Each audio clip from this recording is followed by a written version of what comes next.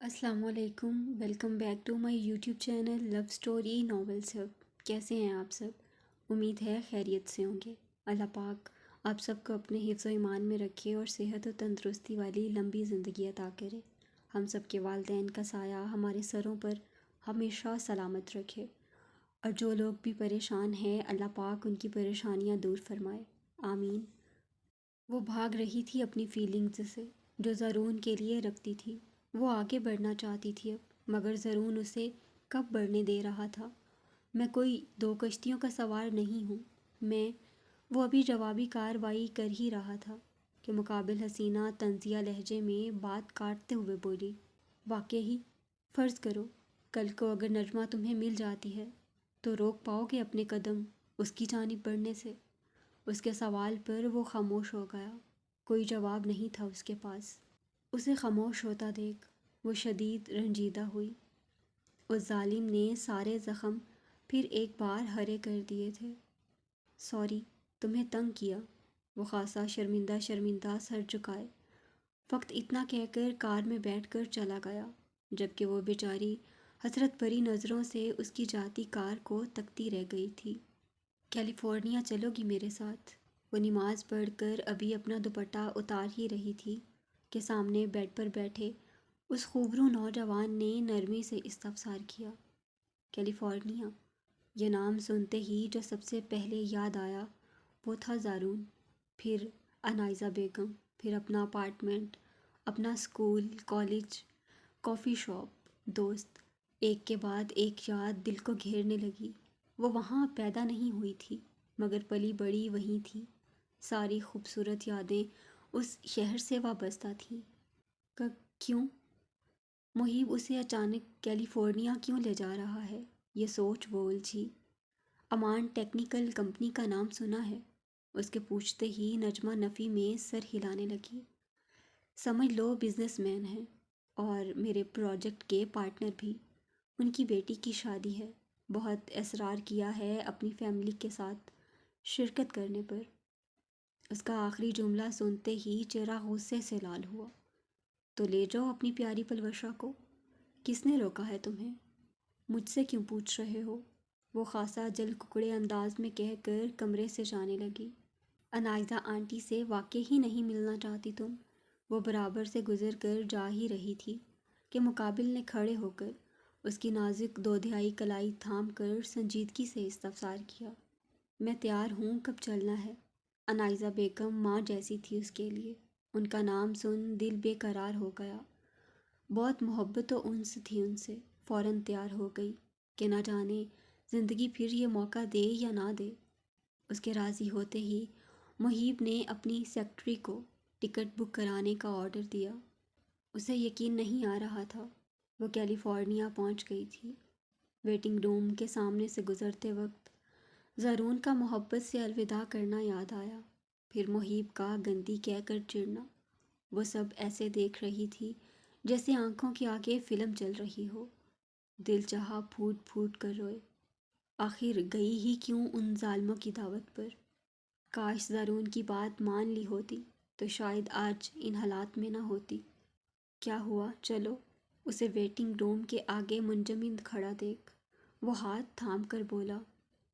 اس لمحے محیب کا ہاتھ تھامنا نہ جانے کیوں بہت اچھا لگا اسے۔ لگا کہ تنہا نہیں، لگا کہ ساتھ ہے کوئی، ابھی بھی ہے کوئی جو پرواہ کرتا ہے۔ میں اپنے گھر جانا چاہتی ہوں، وہ کار میں بیٹھتے ہی محیب کو دیکھ سنجیدگی سے بولی۔ پہلے ہوٹل چل کر آرام کر لیتے ہیں، پھر میں خود تمہیں لے چلوں گا، مقابل نے نہایت نرمی سے جواب دیا۔ ہم بغیر کوئی جواب دیے وہ اداسی سے شیشے سے باہر اپنا شہر دیکھنے لگی۔ ہوٹل کا لگژری اپارٹمنٹ نہایت ہی خوبصورت و وسیع تھا۔ آؤ بابا آپ کو ایکویریم دکھائیں۔ وہ شازین کو لے کر ایکویریم کے پاس لے جا کر رنگ برنگی مچھلیاں دکھانے لگا۔ وہ بہت چھوٹا ہے، اسے کیا پتہ مچھلیاں کیا ہوتی ہیں، نجمہ ٹوکنے والے انداز میں بیڈ پر بیٹھ کر اس کی جانب دیکھتے ہوئے بولی۔ مگر وہ دیکھ رہا ہے، دیکھو آ کر۔ محیب نے اسے بھی دعوت دی۔ کبھی کبھار مجھے تمہارا بیٹا پورا پینڈو لگتا ہے، جیسے پہلے کبھی لائٹس نہ دیکھی ہوں۔ میں نے نوٹ کیا ہے جب بھی یہ لائٹس دیکھتا ہے تو ایسے ہی بینٹی جیسی آنکھیں کر کے بس دیکھتا ہی چلا جاتا ہے۔ وہ مذائقہ خیز انداز میں شاہزین کی آنکھوں کو دیکھتے ہوئے ہنستے ہوئے بولی۔ اس کا یوں بے تکلفانہ انداز میں ہنسنا مقابل کے دل پر وار کر رہا تھا۔ ایسے مت ہنسو، بہت کمزور ہو تم۔ اس کی مفاہمانہ انداز میں دی گئی وارننگ وہ سمجھ نہ سکی۔ ہنسنے سے کمزوری کا کیا تعلق؟ وہ معصوم لڑکی الجھ کر پوچھنے لگی، جس پر وہ بے اختیار مسکرا دیا۔ قریب آؤ، اچھے سے سمجھاتا ہوں۔ وہ شاہزین کو گود میں لیے کھڑا تھا، ورنہ اسے قریب آنے کی دعوت دینے کے بجائے خود ہی سمجھانا شروع کر چکا ہوتا۔ اس کی شریر مسکراہٹ اور شوخی بھری نگاہیں نجمہ کو الرٹ کرنے کے لیے کافی تھیں۔ وہ تیزی سے 2 قدم دور ہٹ کر کھڑی ہوئی۔ شاہزین کے سامنے تھوڑی حیا کرو۔ وہ تیزی سے خود کو بچانے کے لیے اسے حیا کا پارٹ پڑھانے لگی۔ ابھی تو تم نے کہا کہ اسے کیا پتہ، یہ تو بچہ ہے۔ مقابل نے اسی کا کہا جملہ اسی کے خلاف استعمال کیا تھا۔ نجمہ کو اپنی شامت آتی نظر آئی، اس لیے رفو چکر ہونے میں ہی اس نے اپنی امان جانی۔ میں واش روم سے آتی ہوں، تم شاہزین کا خیال رکھنا۔ وہ ایسے بھاگی تھی جیسے اس کے پیچھے کسی نے کتے چھوڑ دیے ہوں۔ محیب اسے یوں بھاگتا دیکھ محظوظ ہونے لگا۔ وہ گھر پہنچا تو اپنی والدہ کو روتے ہوئے لاؤنج میں بیٹھا پایا۔ موم، آپ رو رہی ہیں؟ وہ پریشان ہو کر ان کے قدموں کے پاس بیٹھتے ہوئے استفسار کرنے لگا۔ تم کب آئے؟ وہ چونک کر زارون کو دیکھتے ہوئے اپنے آنسو صاف کرنے لگی۔ بس ابھی، مگر پہلے آپ بتائیں آپ رو کیوں رہی تھیں؟ اور کوئی آیا تھا کیا؟ دروازہ کھلا تھا جب میں آیا۔ انائزہ بیگم خاموش ہو گئیں۔ ان میں ہمت نہیں تھی اپنے بیٹے کو بتانے کی کہ جس امید پر وہ زندگی کی طرف لوٹا تھا وہ امید جھوٹی تھی۔ نجمہ ان سے ملنے آئی تھی اپنے شوہر اور بیٹے کے ساتھ۔ اس کی گود میں بچہ دیکھ ان کا تو دل ہی بیٹھ گیا تھا۔ ان کا بیٹا آج بھی اس لڑکی کو تلاش کر رہا تھا۔ وہ اپنے جینے کا مقصد بنائے ہوئے تھا اسے، مگر وہ تو کسی اور کی ہو چکی تھی۔ موم، میں کچھ پوچھ رہا ہوں، وہ فکر مند لہجے میں پوچھنے لگا۔ میری پرانی سہیلی آئی تھی، اچانک میری ماں کا ذکر نکلا تو میں رونے لگی۔ تمہیں تو پتہ ہے تمہاری نانی کی یاد مجھے آج بھی تڑپاتی ہے۔ انہیں جھوٹ کہنا سچ بتانے سے آسان اور بہتر لگا۔ وہ نہیں چاہتی تھیں کہ زارون واپس ٹوٹے، واپس بکھرے۔ محیب نجمہ کو ان کے پاس چھوڑ کر باہر چلا گیا تھا۔ نجمہ بہت روئی۔ وہ زارون کو دیکھنا تک نہیں چاہتی تھی۔ اس کی آنکھوں میں ابری نفرت و کدورت انائزہ بیگم کو شدید دکھی کر گئی تھی، اس لیے انہوں نے نجمہ کو زارون کے ساتھ ہوئے حادثے کے متعلق بتا دیا۔ نجمہ واپسی پر پورے راستے روتی رہی۔ وہ آج تک زارون کو کتنا غلط سمجھتی آئی تھی۔ وہ بہت رنجیدہ تھی کہ زارون کو جب اس کی سب سے زیادہ ضرورت تھی تب وہ اس کے پاس نہیں تھی۔ اسے یوں کسی غیر مرد کے لیے روتا دیکھ محیب کا دل جل کر خاک ہوئے جا رہا تھا۔ نیت چپ ہو جاؤ، وہ ٹیشو کا پورا باکس اس کے آگے کرتے ہوئے غصے سے حاکمانہ انداز میں بولا، مگر مقابل پر اس کے غصے کا کوئی اثر نہ تھا۔ وہ بس روئے چلی جا رہی تھی، اس کے آنسو تھمنے کا نام نہیں لے رہے تھے۔ تمہیں پتہ تھا کہ زارون پر کسی نے حملہ کروایا تھا؟ کہیں تم نے تو؟ وہ مشکوک لہجے میں بول ہی رہی تھی کہ مقابل تیزی سے دھاڑا۔ You cross your limits. تم اب ایک غیر مرد کے لیے مجھ سے لڑو گی؟ وہ غیر آج بنا ہے، ورنہ تم بھی جانتے ہو ہمارا ماضی کیا تھا۔ انائزہ آنٹی اور زارون کے کتنے احسانات ہیں مجھ پر، ورنہ تم لوگوں نے تو مجھے بچپن میں ہی جیل میں ڈلوا دیا تھا۔ وہ تلخ لہجے میں بولی۔ احسانات کا بدلہ اتارا جا سکتا ہے، بولو کتنے کا چیک بناؤں تمہاری آنٹی اور زارون کے لیے؟ وہ چیک بک اپنی کوٹ کی جیب سے نکالتے ہوئے جذبز ہو کر بولا۔ تم سمجھ ہی نہیں سکتے مجھ پر اس وقت کیا گزر رہی ہے۔ تمہاری محبت تو تمہارے گھر پر بیٹھی ہے نا، تم نے تو محبت میں غم اٹھایا ہی نہیں، اس لیے تم کیا جانو؟ وہ سخت دل خراش لہجے میں گویا ہوئی۔ تھوڑی تو شرم کرو نیچ، میں شوہر ہوں تمہارا، میرے سامنے کسی اور مرد کے لیے روتے ہوئے تمہیں ذرا حیا نہیں آ رہی؟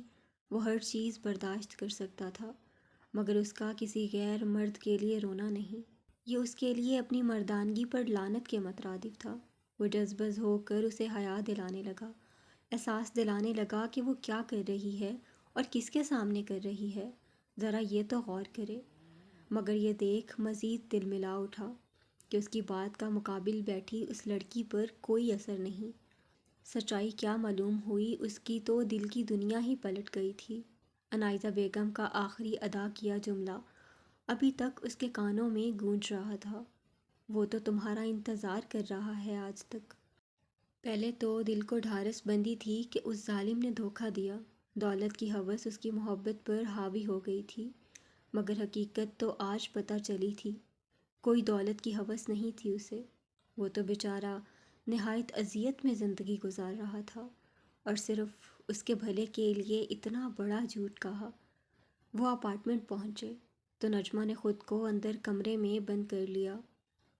وہ صرف کچھ وقت اکیلے رہنا چاہتی تھی۔ محیب کو اب احساس ہو رہا تھا کہ اسے عنائزہ بیگم کی فیملی سے ملوا کر اس نے غلطی کی۔ نج دروازہ کھولو، نج، وہ دروازے پر ہلکے ہاتھ سے ناک کرتے ہوئے۔ میں نے کہا نج اوپن دا ڈور۔ اندر سے کوئی آواز نہ آنا اسے پریشان کر رہا تھا۔ نج کم از کم جواب تو دو، اس بار فکر مند لہجے میں گویا ہوا، مگر ابھی بھی اندر سے کوئی جواب موصول نہ ہوا۔ نج، اندر سے جواب نہ ملنا اسے فکر مند کر گیا تھا۔ کہیں اس بے وقوف اور جذباتی لڑکی نے خود کو کوئی نقصان تو نہیں پہنچا لیا۔ اس خیال کے آتے ہی تیزی سے ملازم سے دوسری چابی منگوا کر دروازہ کھولا۔ کمرے میں داخل ہوا تو وہ کہیں نظر نہ آئی۔ تیزی سے باتھ روم کا رخ کیا، دروازہ کھلا ہوا تھا۔ اس کی متلاشی نگاہوں کو وہ نازک صفت لڑکی باتھ ٹب میں کپڑوں سمیت لیٹی نظر آئی۔ نج، باتھ ٹب میں وہ لڑکی بے جان گڑیا کی مانند لیٹی ہوئی تھی۔ محیب نے اس کے چہرے پر ہلکے سے تھپ تھپاتے ہوئے نرمی سے مخاطب کیا۔ شدید سردی میں وہ ٹھنڈے پانی میں لیٹی ہوئی تھی۔ پاگل ہو گئی ہو کیا، یا مرنے کا کچھ زیادہ ہی شوق آ رہا ہے؟ وہ دانت پیستے ہوئے بول کر اسے باہوں میں بھر کر باتھ ٹب سے نکال کر بیڈ پر لایا۔ اس کا پورا وجود لرز رہا تھا، کپڑے پانی سے تر بتر تھے۔ کپڑے چینج کرو فوراً، اس کی جانب ٹاول پھینکتے ہوئے وہ غصے سے چنگھاڑا۔ وہ لڑکی مردہ سی حالت میں پڑی رہی۔ وہ نہیں جانتی اس کی یہ حالت دیکھ مقابل دل کی گہرائیوں تک تڑپ اٹھا تھا۔ تو تم نے مرنے کی ٹھان لی ہے، مگر مجھے بتاؤ میرے بچے کا ان سب میں کیا قصور ہے؟ کیوں اسے بن ماں کا کرنے پر تلی ہو؟ وہ غسیلی آواز میں استفسار کر رہا تھا۔ نج، اس کی سیاہ آنکھوں سے اپنے بیٹے کا سن آنسو بہنے لگے۔ اسے یہ سچ مار رہا تھا کہ زرون آج بھی اس کا منتظر بیٹھا ہے۔ محیب اس بے جان پڑی مورت کو اپنے بازو کی طاقت سے اٹھا کر بٹھاتے ہوئے اس کے دونوں بازوؤں کو جھنجھوڑتے ہوئے بولا، نج ہوش میں آؤ۔ مقابل کی حالت بتا رہی تھی کہ وہ اب جینا نہیں چاہتی۔ محیب پلیز مجھے مار دو مجھے، میں تھک گئی ہوں، میں اور جینا نہیں چاہتی، وہ ہار ماننے والے لہجے میں روتے ہوئے بولی۔ اس کی نظریں جھکی ہوئی تھیں۔ اگر وہ مقابل کی نگاہوں میں دیکھ رہی ہوتی تو یقیناً یہ بولنے کی ہمت نہ کر پاتی، مگر وہ نہیں جانتی، وہ خود بعد میں مرتی۔ روبرو بیٹھے اس وجیحہ مرد کو وہ ہزار موتیں مار چکی تھی، صرف اپنے ان چند جملوں سے۔ کہتے ہیں نا، کسی کو مارنے کے لیے ضروری نہیں کہ تلوار استعمال کی جائے، بعض اوقات زبان تلوار سے زیادہ گہرے زخم دے جاتی ہے، ایسے زخم جو پھر مرہموں سے بھی نہیں بھرتے۔ تمہیں مار دوں، کہتے ہوئے اداسی سے مسکرا دیا، پھر بے یقینی سی کیفیت میں اس ظالم حسینہ کے بازو جھنجھوڑ دیے۔ اس کی آنکھیں سرخ انگاروں کی مانند لال تھیں، چہرہ مکمل سرخ پڑ چکا تھا۔ ادھر دیکھو، وہ اس کی ٹھوڑی کو اپنے ہاتھ سے پکڑ کر اس کا جھکا سر اٹھاتے ہوئے اپنی انگاروں بھری آنکھوں میں دیکھنے پر مجبور کرتے ہوئے، ادھر دیکھو نج، میری آنکھوں میں دیکھ کر کہو کہ تمہیں نہیں جینا میرے ساتھ، کہو کہ ہمارا رشتہ تمہارے نزدیک کوئی اہمیت کا حامل نہیں۔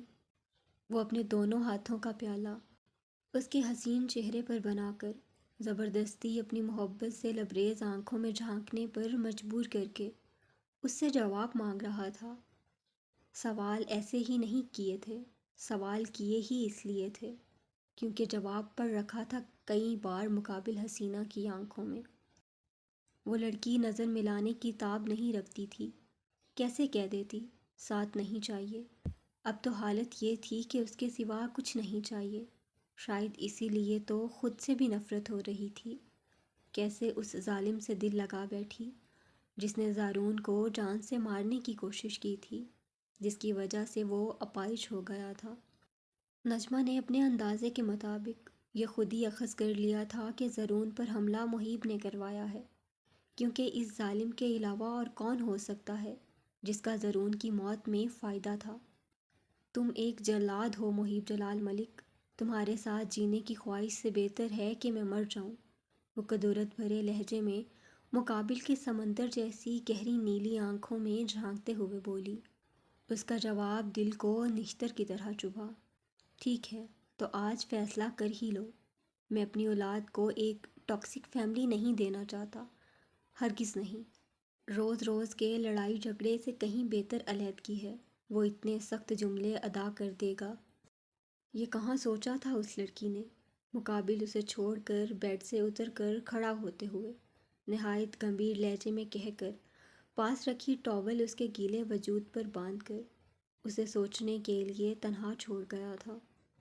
وہ پتھر کی بت بنے اسے جاتا دیکھنے لگی، آنکھوں سے آنسو جھر جھر موتیوں کی طرح بہنے لگے۔ یہ پہلی بار تھا جو اس ستمگر نے علیحدگی کی بات کی۔ وہ کیسے پارا پارا نہ ہوتی، کیسے نہ بکھرتی۔ میم، شاذین بہت رو رہا ہے، سر نے کہا ہے اسے فیڈ کرا دیں، مگر پہلے یہ گرم کافی اور انڈے کھا لیں تاکہ آپ کو گرمائش پہنچے، ورنہ چھوٹے بیبی کو بھی ٹھنڈ لگ سکتی ہے۔ وہ بیٹھ کر رو رہی تھی کہ ایک ملازمہ آ کر اس کے آگے ٹرے سجاتے ہوئے نہایت شائستہ مذہب انداز میں بولی، دنیا کا ہر رشتہ ایک طرف اور شاذین ایک طرف، تم شاذین کو لا کر دو جلدی۔ اپنے بیٹے کی بھوک کا سن کر وہ سب کچھ بھول تیزی سے بولی، نہیں، ماسٹر نے کہا ہے پہلے آپ یہ گرم چیزیں کھائیں۔ ملازمہ اپنی بات پر قائم رہی، میں نے کہا میرا بیٹا لا کر دو۔ اس بار وہ بلند آواز سے غصے سے حکم صادر کرنے لگی، میم میرا کام ہے ماسٹر کا آرڈر ماننا، آپ پلیز پہلے یہ گرم۔ ابھی وہ بول ہی رہی تھی سمجھانے والے انداز میں کہ نجمہ تیزی سے اٹھ کر کمرے سے نکل گئی۔ یہ کیا بدتمیزی ہے، ہٹو میرے راستے سے۔ وہ دوسرے کمرے کا دروازہ کھولنے ہی لگی تھی کہ اچانک نہ جانے کہاں سے وہ ستمگر دروازے اور اس کے درمیان میں آ کر اس کا راستہ روک کر کھڑا ہو گیا تھا۔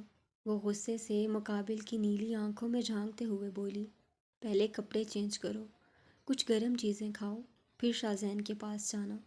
میں نہیں چاہتا تمہاری بے وقوفیوں کا خمیازہ میرا بیٹا ادا کرے۔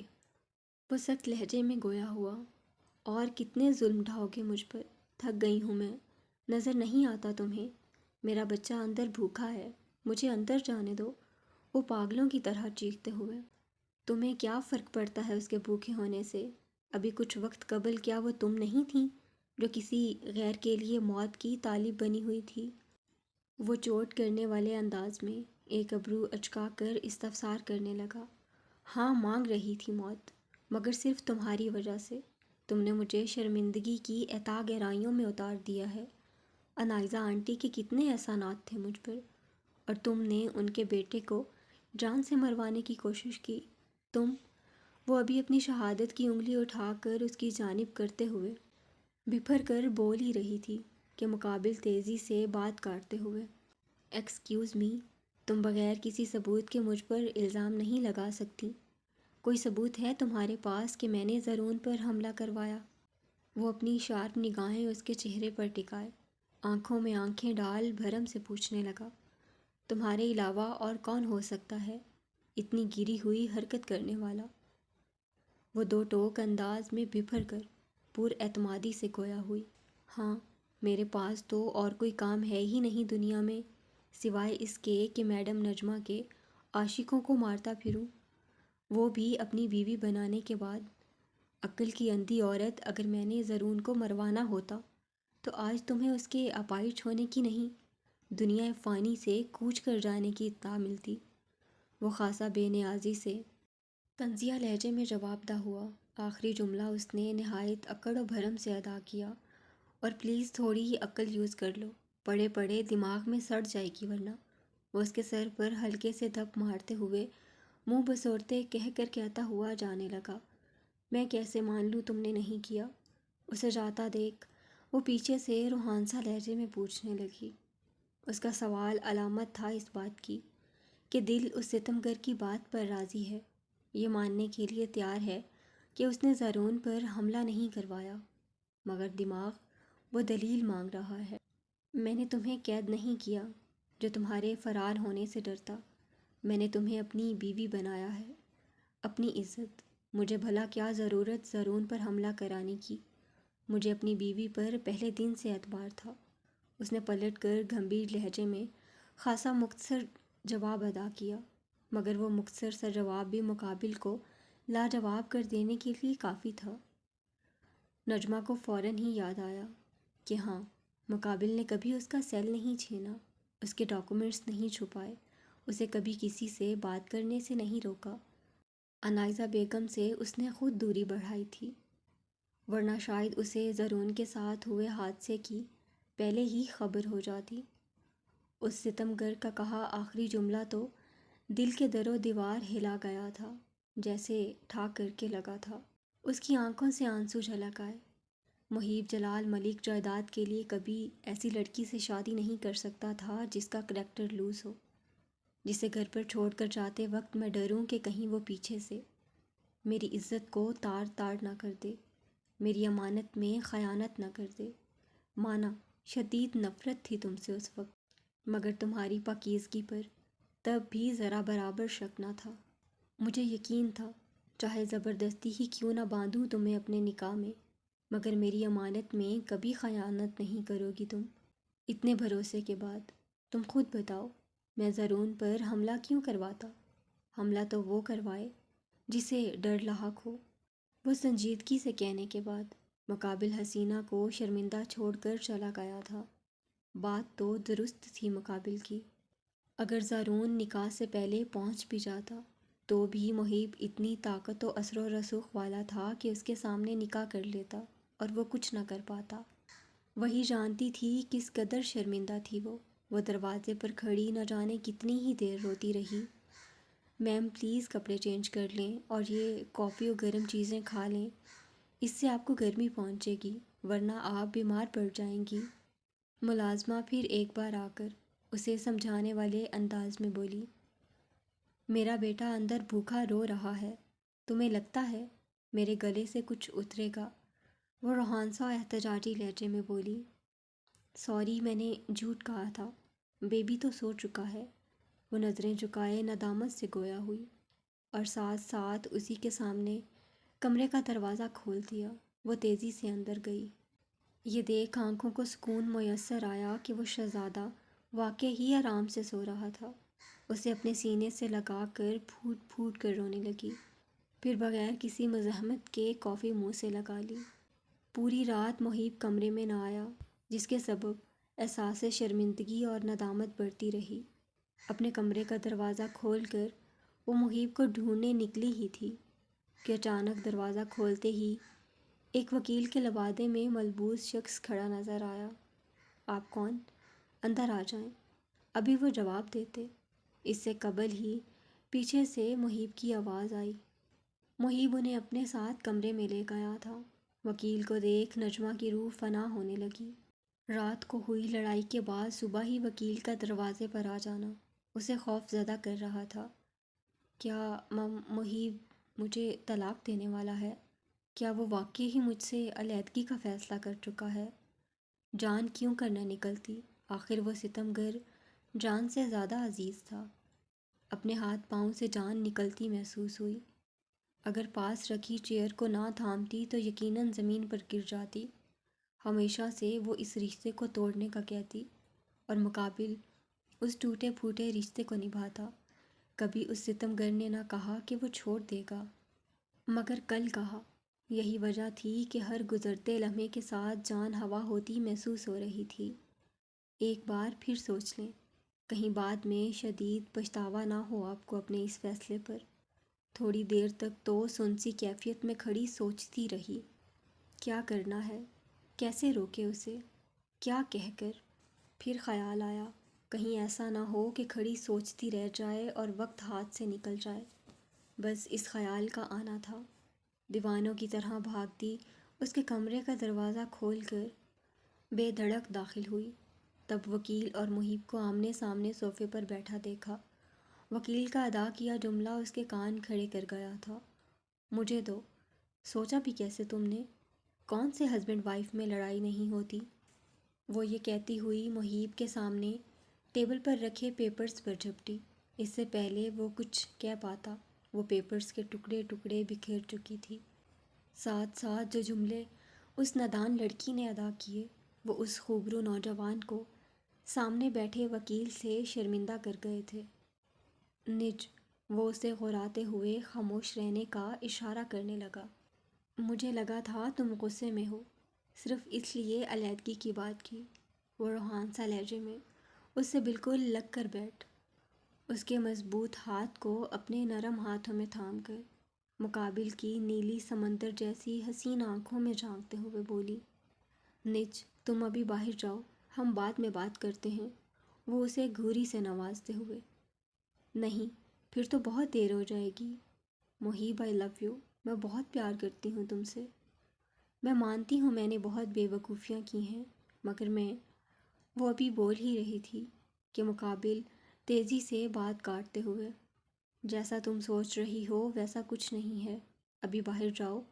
پہلے تو 440 واٹ کا زبردست جھٹکا لگا اس حسین دلربا کے منہ سے اچانک اظہار محبت سن، مگر اگلے ہی لمحے وہ اپنی حیرت و مسرت کو کنٹرول کر اپنی ابرو ہلکا سا کھجاتے ہوئے سامنے بیٹھے وکیل کی جانب دیکھنے لگا۔ وہ بیچارہ وکیل بھی اسے کنفیوز نظروں سے تک رہا تھا، جس پر وہ خوبرو نوجوان خاصا عجیب سی کیفیت میں گرفتار ہوا۔ مجھے پتہ ہے تم مجھ سے محبت نہیں کرتے، تمہاری محبت شروع سے پلوشہ ہے، مگر میں یہ حقیقت جاننے کے باوجود بھی خود کو روک نہیں پاتی تم سے پیار کرنے سے۔ اب تو سیاہ نشیلی آنکھوں میں موٹے موٹے آنسو بھی جھلکنے لگے تھے۔ نج، یہ پراپرٹی کے پیپرز تھے۔ اس لڑکی کی حالت پر جہاں دل کو ترس آ رہا تھا، وہیں لب نہ چاہتے ہوئے بھی ایک دل فریب مسکان سجائے بیٹھے تھے۔ وہ خاصا جتاتے ہوئے اطلاع دینے لگا، اوکے سر، میں چلتا ہوں۔ محیب نے آنکھوں کے اشارے سے وکیل کو جانے کا کہا، جس پر وہ تیزی سے اپنی فائل سے سمیٹتا ہوا بمشکل اپنی ہنسی ہونٹوں میں دبائے کھڑا ہوا اور تیزی سے کمرے سے باہر نکل گیا۔ پراپرٹی کے پیپرز؟ وہ الجھ کر محیب کی جانب دیکھ، اس نے تو طلاق نامہ سمجھ کر ان پیپرز کے ٹکڑے ٹکڑے کیے تھے۔ جی، وہ سر کو ہار ماننے والے انداز میں جھٹکتے ہوئے، اس کی بات سنتے ہی وہ شرم سے خود کو پانی پانی ہوتا محسوس کر رہی تھی۔ میں سمجھی۔ وہ نظریں جھکائے، شرمگین سے لچکدار انداز میں آدھا جملہ بول کر خاموش ہوئی، ساتھ ساتھ تھاما ہوا مقابل کا مضبوط ہاتھ بھی چھوڑ دیا۔ جسم سے روح کو جدا نہیں کیا جاتا۔ وہ اس کے شرمگین سے ہوتے گلابی گالوں کو دیکھ انابی ہونٹوں کے کناروں پر ہلکی سی تبسم سجائے گہری بولتی نظروں سے اس کے وجود کو تکتے ہوئے گھمبیر لہجے میں گویا ہوا، اگر جدا نہیں کیا جاتا تو اس کے حصے بھی نہیں کیے جاتے۔ خاصا رنجیدہ لہجے میں کہہ کر کھڑی ہوئی۔ وہ پلٹ کر جانے ہی لگی تھی، تم سے کس نے کہا کہ حصے ہوئے ہیں؟ مقابل اس کا نازک ہاتھ اپنی گرفت میں لے کر اپنی جانب مڑ کر دیکھنے پر مجبور کرتے ہوئے وہ سوالیہ نظروں سے تکتے ہوئے پوچھنے لگا، تمہارا کیا گیا میڈیا پر اعلان اپنے کانوں سے سنا ہے میں نے۔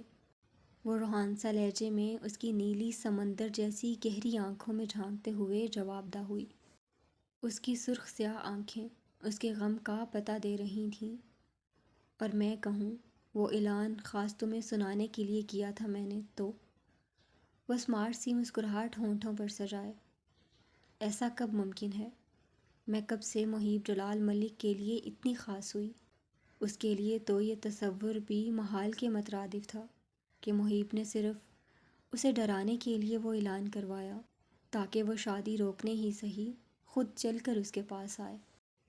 جب سے اس کے نکاح میں آئیں، وہ اس کے روبرو کھڑا ہو کر اس کی سیاہ نشیلی آنکھوں میں جھانکتے ہوئے سادہ مگر صاف الفاظ میں گویا ہوا، تم نے پلوشہ سے شادی نہیں کی؟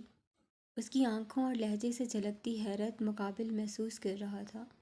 وہ دوبارہ تصدیق کرنے کے لیے پوچھ رہی تھی، نہیں۔ اس کا جواب کانوں کو سکون دیتا معلوم ہوا، مگر وہ کچھ بولتے بولتے رکی، مگر روبرو کھڑا وہ خوبرو نوجوان اس کی انکہی بات سمجھ گیا تھا۔ بہت سارے سوالات ابھرے تھے یکدم ذہن میں، مگر وہ ہمت نہ کر سکی مقابل سے استفسار کرنے کی۔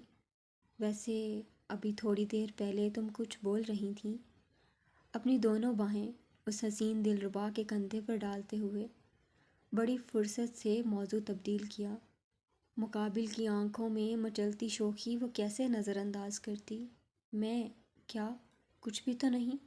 اس ستمگر کی نزدیکی جان کو ہوا کرتی معلوم ہوئی، فوراً ہی سست پٹا کر نظریں چراتے ہوئے انجان بننے کی اداکاری کرتے ہوئے جواب دیا،